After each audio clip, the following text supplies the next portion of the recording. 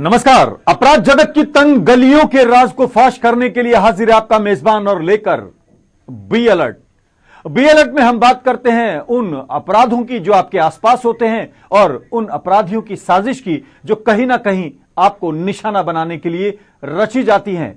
आप चौकस रहें, इसीलिए हम हर हफ्ते आपको बाखबर करने आते हैं लेकर बी अलर्ट। तो आइए शुरू करते हैं आज का शो।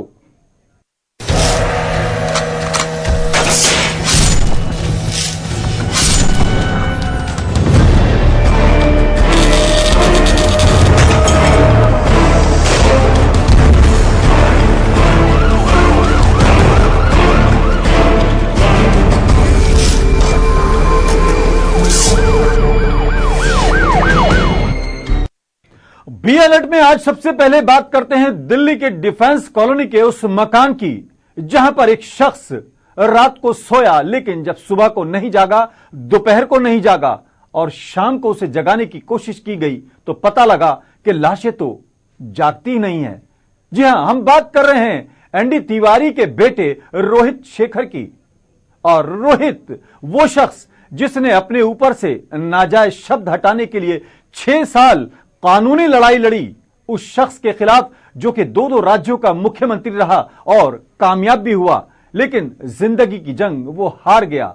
और पोस्टमार्टम की रिपोर्ट में साफ हुआ कि यह संदिग्ध मौत नहीं बल्कि हत्या थी। और दिल्ली पुलिस की क्राइम ब्रांच अब मामले की जांच कर रही है। क्या कुछ हुआ इस मामले में, आप जरा देखिए इस रिपोर्ट में। क्या है रोहित शेखर की मर्डर मिस्ट्री?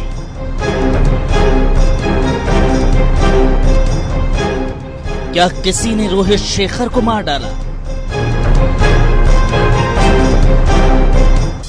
अगर मारा तो किसने और क्यों?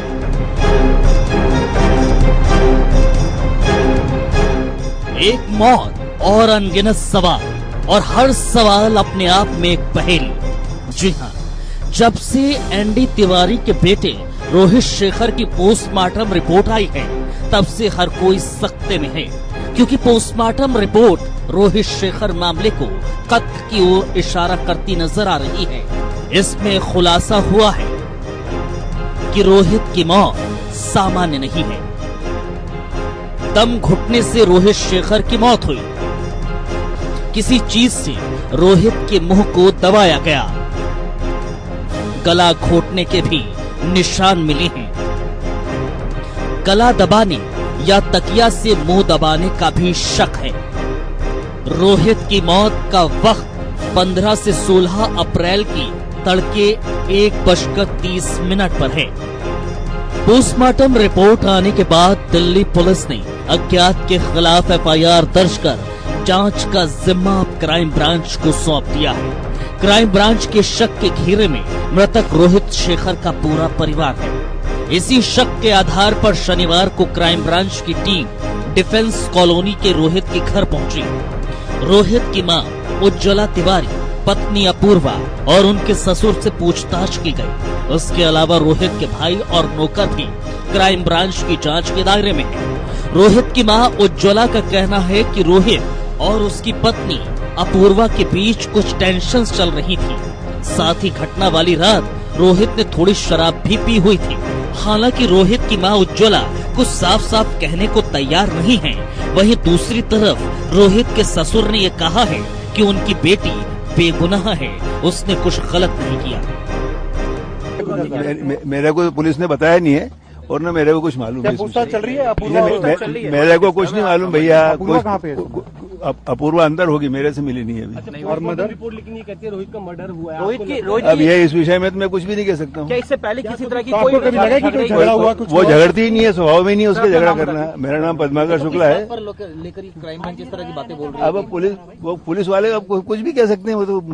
वो झगड़ने का स्वभाव ही नहीं है उसका। दोनों के बीच में कोई मनमुटाव नहीं, कभी मनमुटाव का तो कल्पना ही नहीं है। पोस्टमार्टम रिपोर्ट में है कि गला दबाने से और इस तरह से। अब वो मेरे को इस विषय में कुछ नहीं कहना है।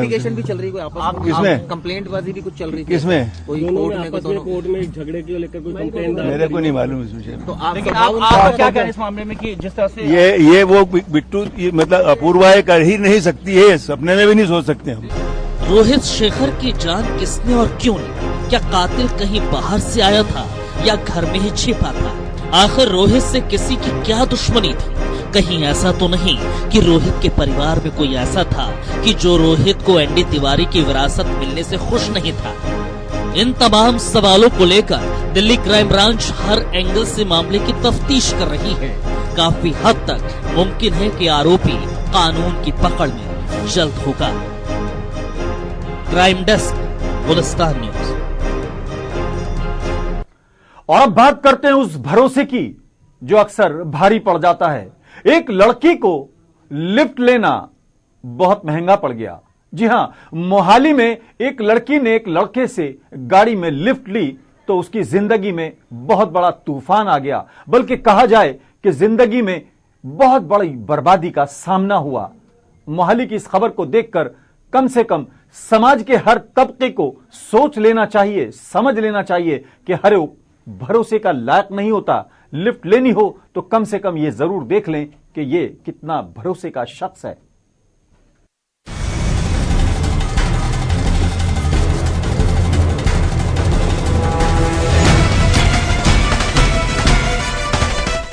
मोहाली से एक बार फिर इंसानियत को शर्मसार कर देने वाला वाकया सामने आया है।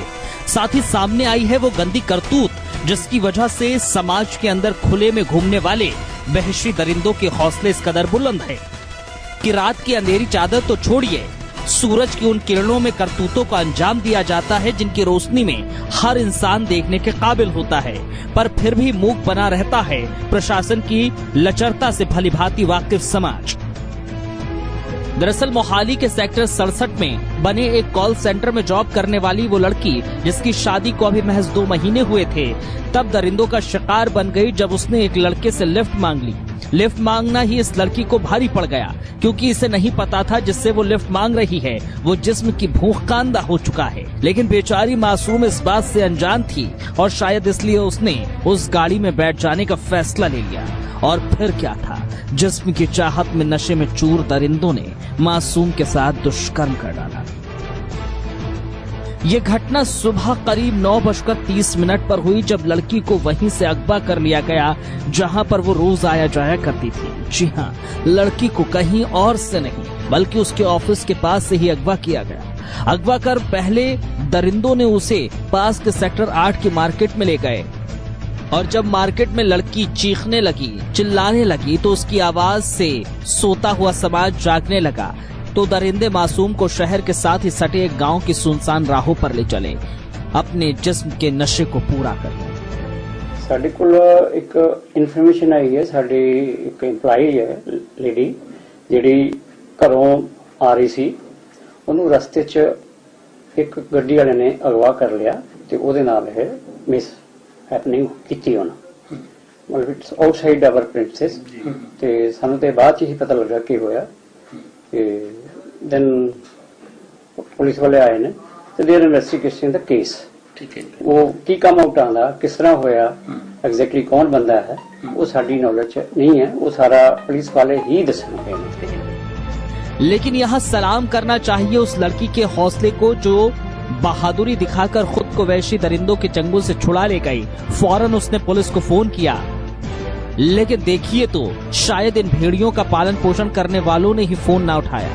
बड़ी मुश्किलों के साथ लड़की अपने हथेली पर जान रखकर पुलिस को सूचित करना चाहती थी, इस भरोसे पर कि कोई उसकी मदद करेगा या ना करे, ये कानून के रखवाले तो जरूर करेंगे। लेकिन दूसरी तरफ फोन पर थे थाना सोहाना के SHO दलजीत सिंह।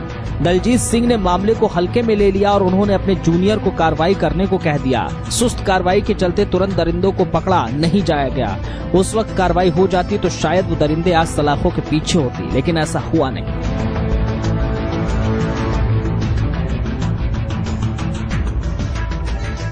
लेकिन प्रशासन में कई तरह के अधिकारी हैं। इस मामले की जानकारी जब मोहाली के SSP को मिली तो उन्होंने इस पर सख्त कार्रवाई करते हुए थाना प्रभारी दलजीत सिंह को फौरन सस्पेंड कर दिया और फौरन कार्रवाई के आदेश भी दे दिए। कल सानू एक कुड़ी ने जिहदी उम्र कोई 22-23 साल दी हैगी है, उन्हें कोई रेप दी घटना दी इन्फॉर्मेशन सानू दित्ती सी, जिहदे मुतल्लक असीं सोहाणे थाणे 'च 105 number FIR under section 376 register की है ਤੇ ਐਸਐਸਪੀ ਸਾਹਿਬ ਨੇ ਇੱਕ ਇਹਦੇ ਚ ਇਨਵੈਸਟੀਗੇਸ਼ਨ ਟੀਮ ਕਨਸਟੀਟਿਊਟ ਕੀਤੀ ਹੈ ਤਾਂ ਕਿ ਅਸੀਂ ਛੇਤੀ ਤੋਂ ਛੇਤੀ ਇਹਨੂੰ ਅਕਿਊਜ਼ ਨੂੰ ਫੜ ਲਿਆਂਗੇ ਤੇ ਬਣਦੀ ਕਾਨੂੰਨੀ ਕਾਰਵਾਈ ਅਮਲ 'ਚ ਲਿਆਂਦੀ ਜਾਊਗੀ। ਤੇ 105 ਨੰਬਰ ਐਫਆਈਆਰ ਸੁਹਾਣੇ ਥਾਣੇ ਅਸੀਂ ਰਜਿਸਟਰ ਕਰ ਚੁੱਕੇ ਹਾਂ। ਸਰ ਐਸਐਚਓ ਦੀ ਨੈਗਲੈਂਸੀ ਸਾਹਮਣੇ ਆਈ, ਉਹਦੇ ਵਿੱਚ ਕੀ ਕਾਰਵਾਈ ਹੋਈ? ਦੇਖੋ ਐਸਐਚਓ ਤੇ ਜੋ ਵੀ departmental action was to be taken it has been taken ਤੇ ਬਾਕੀ ਅਸੀਂ ਸਾਰੇ ਫੈਕਟਸ ਇਹਦੇ 'ਚ ਵੈਰੀਫਾਈ ਕਰ ਰਹੇ ਹਾਂ ਐਂਡ ਵੀ ਆਰ ਹੋਪਫੁਲ ਕਿ ਅਸੀਂ ਬਹੁਤ ਹੀ ਛੇਤੀ ਇਸ ਅਕਿਊਜ਼ ਨੂੰ राउंड अप करके बनती कानूनी कार्रवाई अमल से लेके आए।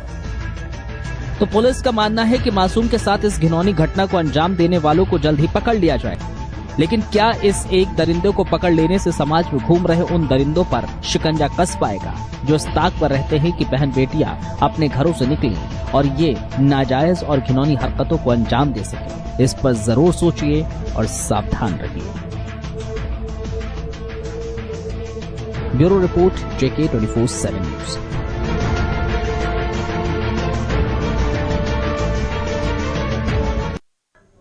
भरोसा हो या फिर धोखा, ये तमाम वो चीजें हैं जो आमतौर पे लड़कियों के लिए बहुत बड़ा सबक हैं। कोई पढ़ी लिखी हो या कोई गांव देहात की लड़की, निशाने पर सभी हैं। मैनपुरी के अंदर एक बच्ची के साथ जो हैवानियत हुई, उससे तो यह लगने लगा है कि बेटी बचाओ और बेटी पढ़ाओ का जो आंदोलन है वो अभी कहीं ना कहीं बहुत सुधार के लिए जरूरी है। मैनपुरी की इस घटना को देखकर रोंगटे खड़े हो जाते हैं। भैया ढूंढ ले मेरी बिटिया, ले जावे तुमने गए तो ढूंढ ही जाए मेरी बिटिया के, मैं डरी रही। माँ का रो रो कर बुरा हाल है।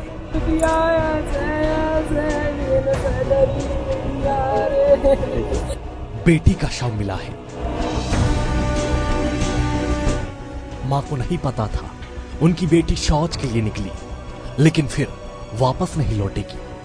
पहले से ही घात लगाए बैठे दो दरिंदे उनकी बेटी के जिस्म को नोच डालेंगे, उसके साथ हैवानियत की इंतहा कर देंगे। जब इतने भर से उनका जी नहीं भरेगा तो वो उसे मार डालेंगे। पता नहीं वो कैसे निकल गई घर से, मुझे जान नहीं पाई। मैंने जानी अम्मा करे मेरी बिटिया है, बिटिया मेरी चली गई है, कोई लिवाई लेगा मेरी बिटिया को और ले जाएगा। बाकी बेइज्जती करी सब, कच्चा अच्छा सब बात दो लिखा दो सब, वो डरी तो खून रो दुनिया को, मेरी बिटिया की बेइज्जती करके छोड़ दी यार। मौत हो गई, मौत हो गई। फिर इन लोगों सब तक कह रहे भैया ढूंढ ले मेरी बिटिया, ले जावे। आज उत्तर प्रदेश के मैनपुरी का ओछा क्षेत्र गमगीन है। एक नाबालिग बेटी की मौत हो चुकी है। जानकारी के मुताबिक 11 साल की बच्ची शौच के लिए निकली थी, लेकिन काफी वक्त बीत जाने के बाद भी वापस नहीं लौटी। धीरे धीरे बात मोहल्ले में फैल गई। तलाश शुरू हो गई, लेकिन बच्ची नहीं मिली। मिली तो उसकी लाश गेहूं के खेत में बच्ची का शव मृत अवस्था में पड़ा था। कपड़े अस्त व्यस्त थे, खून के निशान थे। आरोप है कि बच्ची की रेप के बाद हत्या कर दी गई। सर 6:30 बजे वो घर से निकली माता जी के घर जाने के लिए। वहाँ से उसको पकड़ लिया, डिब्बा दूसरे खेत में डला हुआ मिला। उससे आगे गेहूं के खेत में खत्म हुई लड़की मिली। ऐसा हुआ मतलब मैं लड़के आए घर से, मैं घर पे आ रही थी तो वहाँ से रास्ते में कहीं पकड़ लिया किसी ने, तो वहाँ से अगर डब्बा खेत में मिला है। वहाँ डब्बा में हम लोग ढूंढने, गाँव में ढूंढते रहे, नहीं मिली तो हमने खेत में देखा तो खेत में डब्बा खड़ा मिला था। वहाँ से हम देखा तो डब्बा खड़ा मिला तो हमने आगे बढ़े तो आगे हम लड़की मिली। तो उनके किसी आदमी ने मतलब काम किया है, रेप किया है मतलब। घटना के बाद समूचा इलाका सन्न है। सूचना पुलिस को दी गई, जिसके बाद मौके पर पहुंची पुलिस ने शव को कब्जे में लेकर पोस्टमार्टम के लिए भेज दिया। घटना बेहद गंभीर थी, लिहाजा पुलिस ने कार्रवाई करते हुए 2 आरोपियों को धर दबोचा और आगे की कार्रवाई शुरू कर दी। ये कल शाम की घटना है। औचा क्षेत्र का गांव है भटोरा, उसमें एक 11 वर्षीय कन्या शौच के लिए बात गई हुई थी। जब लौट के नहीं आई तो शाम के समय उसकी करीब 9 बजे उसकी बॉडी मिली है।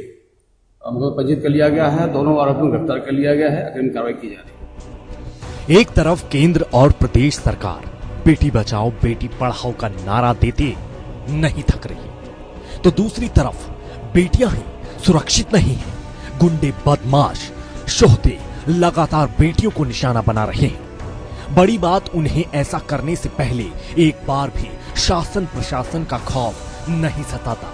अगर सताता तो इतनी बड़ी वारदात ना होती। Bureau report.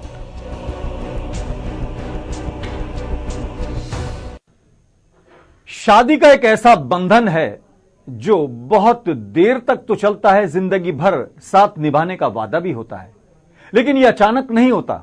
पहले रिश्ता चलता है और फिर शादियां होती हैं, 7 फेरे लिए जाते हैं। लेकिन बागपत के अंदर शादी के बाद जो कुछ देखने को मिला वो बड़ा ही कहीं ना कहीं एक सबक के तौर पर देखा जा सकता है। लाइव मारपीट के बाद यह सवाल उठने लगा है कि आखिर पति पत्नी के बीच में विवाद इस कदर क्यों बढ़ा कि सब लोग एक दूसरे के खिलाफ लाठी डंडे लेकर आ गए हैं। जरा देखिए ये रिपोर्ट।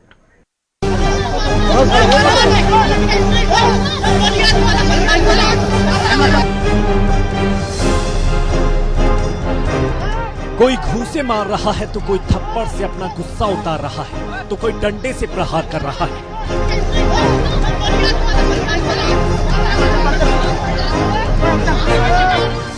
मारपीट की ये लाइव वीडियो बागपत के चांदीनगर थाना क्षेत्र की है, जहां पति पत्नी के बीच विवाद इतना बढ़ गया कि ससुराल और मायके पक्ष के लोग आमने सामने आ गए।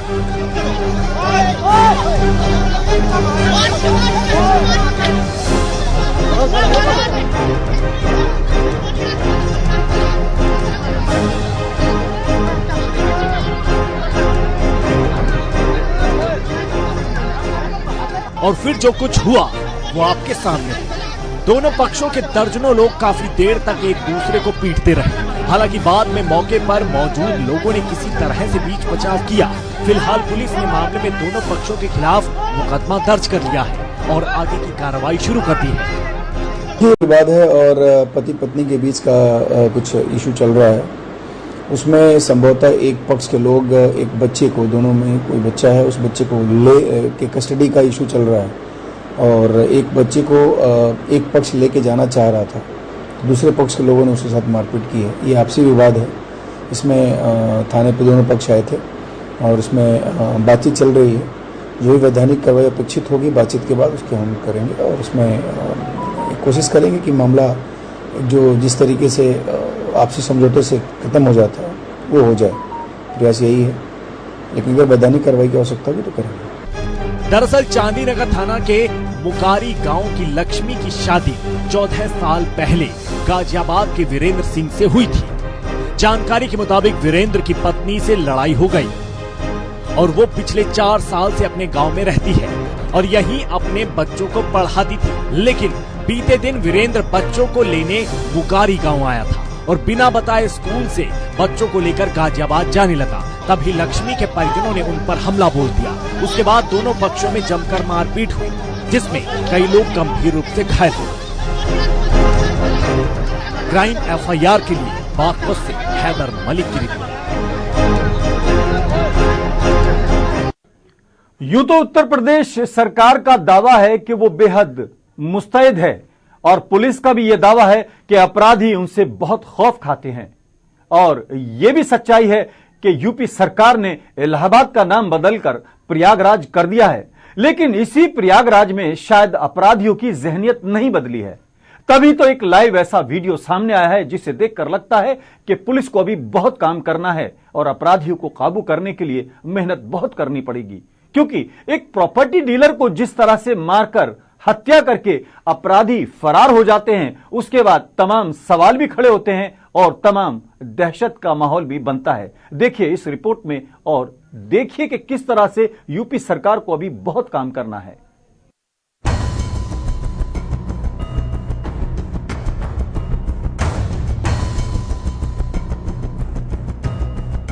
ये तस्वीरें हैं बेहतर कानून व्यवस्था का दम भरने वाली योगी सरकार के सूबे की, जहां बदमाशों के हौसले बुलंद हैं, इतने बुलंद कि वो सरेआम बड़ी सी बड़ी वारदात को अंजाम देकर फरार हो जाते हैं और पुलिस कुछ नहीं कर पाती। पहली तस्वीर प्रयागराज की है, जहां बेखौफ बदमाशों ने एक प्रॉपर्टी डीलर की गोली मारकर हत्या कर दी। वहीं दूसरी तस्वीर प्रतापगढ़ जिले की है, जहां दबंगों ने एक सब्जी व्यवसायी को गोलियों से भून डाला। सीसीटीवी में कैद 30 सेकंड के इस वीडियो को फिर से देखें, गौर से देखें, लोगों की चहल पहल है, गाड़ियां आ रही हैं, गाड़ियां जा रही हैं, सब्जी की दुकानें लगी हैं। तभी दूसरे सेकंड कैमरे के फ्रेम में 3 बाइक सवार बदमाश आते हैं और थोड़े दूर जाने के बाद वो ठिठकते हैं और अगले ही पल तमंचा निकालकर एक के बाद एक फायर झोंक देते हैं। इस बीच बाजार में अफरा तफरी का माहौल बन जाता है और लोग भागने लगते हैं। गोलियों की आवाज जैसे ही शांत होती है, जमीन पर 3 लोग लहूलुहान मिलते हैं। आनन फानन में घायलों को इलाज के लिए हॉस्पिटल में भर्ती कराया जाता है, जहां एक शख्स की मौत हो गई, जबकि 2 अन्य साथियों की हालत अभी भी गंभीर बनी हुई है। पूरी घटना प्रयागराज के झुंसी थाना क्षेत्र के गणेश मार्केट इलाके की है। जानकारी के मुताबिक बदमाशों ने जमीनी रंजिश को लेकर मृतक प्रॉपर्टी डीलर को अपना निशाना बनाया। बहरहाल पुलिस ने सीसीटीवी फुटेज के आधार पर हमलावरों की पहचान कर ली है और पुलिस का दावा है कि दोषी जल्दी ही पकड़े जाएंगे। अब आप इन तस्वीरों को भी देख लीजिए जो और हैरान करने वाली हैं। तस्वीरें प्रतापगढ़ जिले के लालगंज क्षेत्र के तेजगढ़ इलाके की हैं, जहां बेखौफ बाइक सवार बदमाशों ने 10 रुपए के लिए एक सब्जी व्यवसायी पे फायरिंग कर दी। इस गोलीबारी में सतीश जायसवाल नाम के सब्जी व्यापारी को गोली लगी है, वो घायल हैं। ये बड़ी दुखद घटना है जो जानकारी प्राप्त हो रही है कि 10 रुपए के लेन देन के लिए सब्जी का रेट कम कराने के लिए ऐसी वारदात। घायल व्यापारी की हालत गंभीर बनी हुई है। वे पुलिस मामला दर्ज कर आगे की कार्रवाई शुरू कर रही है, लेकिन सवाल ये है कि उत्तर प्रदेश में बदमाशों के हौसले इतने बुलंद क्यों हैं और क्यों यूपी की योगी सरकार ये दावा करती है कि ऑपरेशन एनकाउंटर के बाद यूपी से गुंडा राज खत्म हो चुका है। Bureau report, Gulistan news.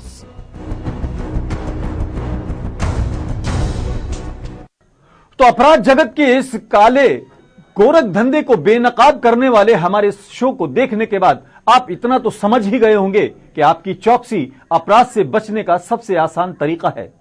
सिर्फ पुलिस के भरोसे ही अगर आप बैठकर अपने आप को सुरक्षित समझना चाहते हैं तो शायद ये आपकी भूल होगी।